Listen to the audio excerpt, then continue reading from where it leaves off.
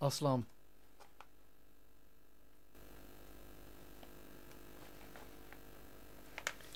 Terrorism.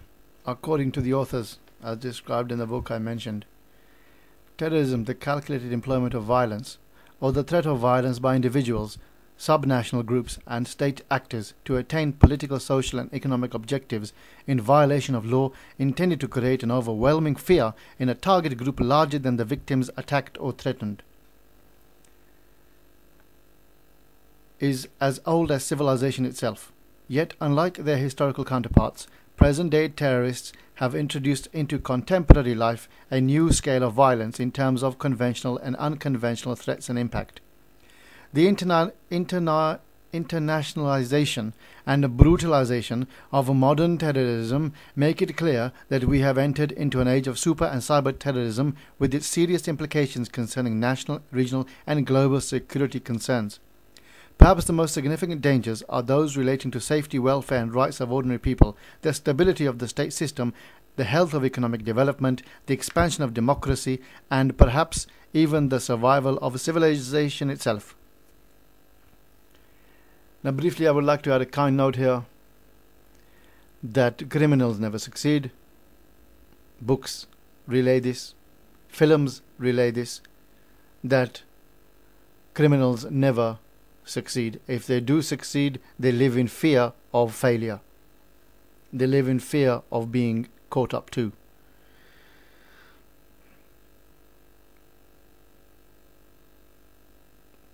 I've related much about terrorism to my officers around the globe, be they white, Asian.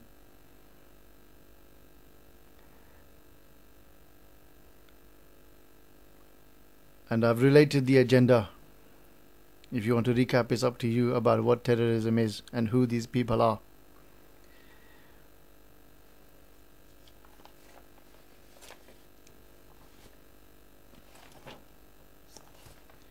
Moving on.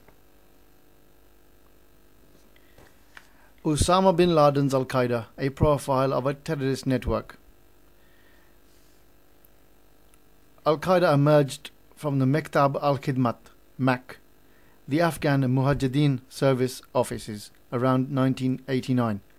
It serves as an international terrorist network heavily funded and led by the Prince Osama bin Laden. The loosely knit network is comprised of various terrorist organizations such as Egyptian Al-Jihad and dozens of others.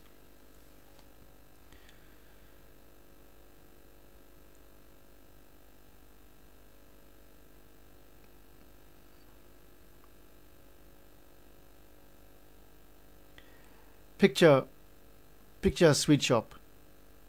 There's a sweet shop. Add a kind note here. There is a sweet shop. In the sweet shop, there is let's say, a bowl of sweets. There's a bowl of sweets in this sweet shop. They're very nice, tasty sweets. 10 people go in there, pick up the sweets up, pay the money, come out of the sweet shop, and throw the sweets all around the town. They throw these sweets all around the town. Now, 10 more people see these 10 people throwing the sweets. Will they attempt to buy the sweets or neglect the sweets after the 10 people have been throwing them around?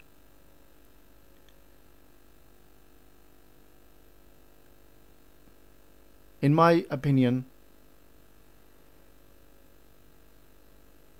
the fight is between belief and unbelief. How many people around the world don't want to become Muslim? How many people around the world don't want to buy these sweets? Why? They're tasty, they're nice. Go and get some. Why didn't you buy them? This is terrorism. This is they achieve. This is what they achieve. Faithlessness, an unruly society, looting, pillage, perishing society. This is their goal in life. This is what they do. This is terrorism. To help you neglect the love-kind Creator, so you become averse to Islam, to peace. If they observe peace, these terrorists, what are they doing in the way of peace? What's a gun strapped to your chest to do with peace? A gun strapped to your belt to do with peace? Nothing. As I've said, the Arab is the best community. It's written in the Quran. They are the best community. I don't see them carrying guns, although they may have swords. They're the best community to follow. They are against terrorism on their country. However, the law of the Quran is valid in wherever you are as a Muslim. Wherever you take your book with you, it's valid. It's not valid just there, and I'm going to Australia and I can't use the words and laws of Allah there because it doesn't exist there. Allah exists everywhere. His laws exist everywhere for us Muslims. And why didn't you buy the sweets? You could have bought the sweets. You could have tasted the sweets and gone home happily with the sweets. But you didn't buy them, did you? Because you saw people throwing them away. You saw people throw the faith away. You did not accept Islam. This is what it's all about. They help you neglect the faith. They help you find other means and methods. We don't want to become Muslim, they say. The Muslims are terrorists. You went into the sweet shop. The sweets are tasty. Why didn't you buy them? Because 10 people were throwing them away. Oh, you missed out on the sweets. Because you thought they were no good. Moving on. The ideology and objectives. This book entails this is the ideology and the objectives of these people who terrorize people. Al-Qaeda opposes all nations and institutions that are not governed in a manner consistent with the group's particular extremist interpretation of Islam, such as Saudi Arabia. Now, these people cannot govern you. They cannot say you have to follow these laws. It's up to you what you want to do.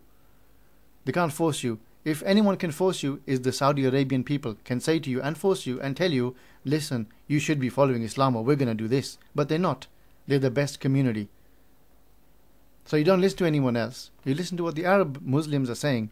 Whether you want to adopt Islam, whether you don't want to adopt Islam, whether you want to be Christian, it's entirely up to you. Al-Qaeda opposes the continued presence of American military in the Middle East, especially on the Arabian Peninsula following the Gulf War. What's it got to do with Al-Qaeda, where the American, even though they are observing peace? What's it got to do with anybody except the Arabs? On Arabia, if you have a plot of land, if you live on Bedford, let's say, you live on Bedford, and on the borders there's fighting, you ring up Luton, excuse me, we need the help of your police force. Who is another organization from London to come along and say, we don't want this Luton police there? Why? Who are they? Who are they coming along from Luton and from London and saying, we don't want the police there? This is what they do. In August 1996, Osama bin Laden, Al-Qaeda's founder, issued a declaration of jihad, holy war, against the United States and the Saudi government. I've already said the Saudi people are the best community. It's revealed in the Quran they're the best community. And this person and his organization is saying we want holy war with the best community. Why? Why do they want holy war with the best community? To help the religion perish. To help the religion perish. Now we'll end on this note. I do not advise anyone to join these people and help Islam perish. Because if the words of Allah perish, if His commandments perish, you're in a house. Your father and mother are in the house. You have 10 rules. If you don't observe the rules, what's going to happen to you? What will Allah do on the world if no one is listening and hearkening to His voice? Whether they be Jew, Christian or Muslim. The Jews have a set religion which they follow, which we also believe. The Christians have a religion which we also believe, and we have a religion, Islam, which we believe, and the other two religions we believe as Muslims. We believe in all the previous scriptures. Right. Now, he is saying here, holy war against the United States and the Saudi government. Now, who is going to follow these people? You're not going to follow Al-Qaeda, are you? Because they are against the best community. And I will end it there. Thank you very much for listening.